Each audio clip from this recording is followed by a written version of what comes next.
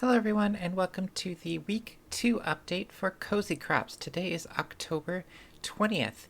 We had a fantastic week of commits this week. We had 29 in our second week from a total of 3 contributors, which brings our lifetime commits to 40 from those same 3 contributors. And we just wrapped up week 2 of 18. This week we had McFunkyPants join the project. He came in and added some Gamepad functionality and the ability to connect it and disconnect it to the input manager. He also added a butterfly sprite, the animations, and the in-game integration, so we'll see that in just a second. He is also working on a bunny sprite that we hope to integrate here soon.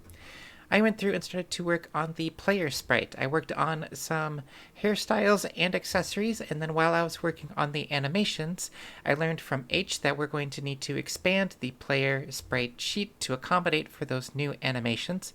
So I have to go back through and reduplicate a lot of that work to make sure that it fits for each of the animations that we have.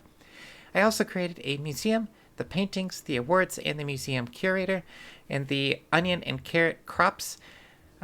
And then H went through and added a watering can, or added the watering can, and the watering can turn grass to soil and then the sand into wet sand. He also added the hoe, which can till grass into sand, and then the wet sand can turn into dry sand after it has been watered. He added the shovel into the inventory, which doesn't have any functionality yet, but I'm glad to see it in there. He also did some code cleanup, some commenting, and some organization. So some contributions that aren't quite in the game yet. This is the sprite sheet that I've been working on. This was the previous size at the start of the week, and this was the ending size at the end of the week.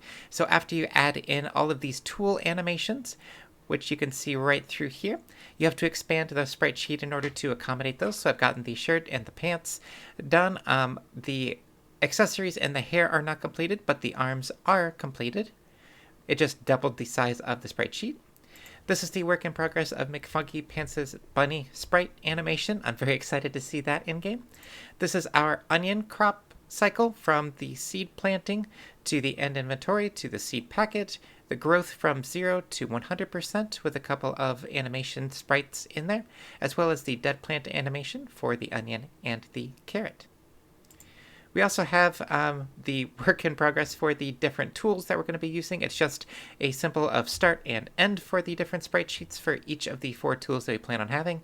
And then we also have our museum. So this will be the end game condition where you have different paintings that could be along the wall, different plaques that the player can earn, and then different statues that the player can achieve by helping out the community, as well as our little museum curator who's going to be hanging out in the museum.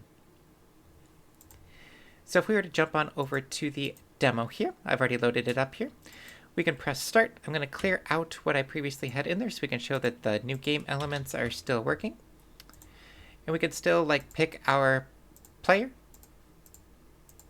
And then we can hit start, making note of our action key being the letter L.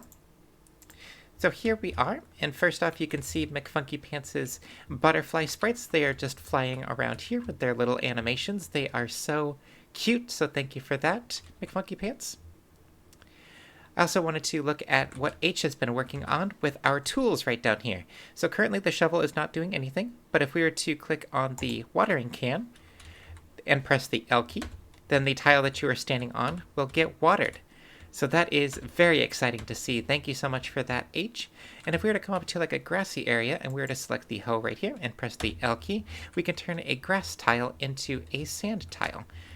So that is also super cool. And then you can come back through with your watering can, and then you can water these individual tiles that you just tilled.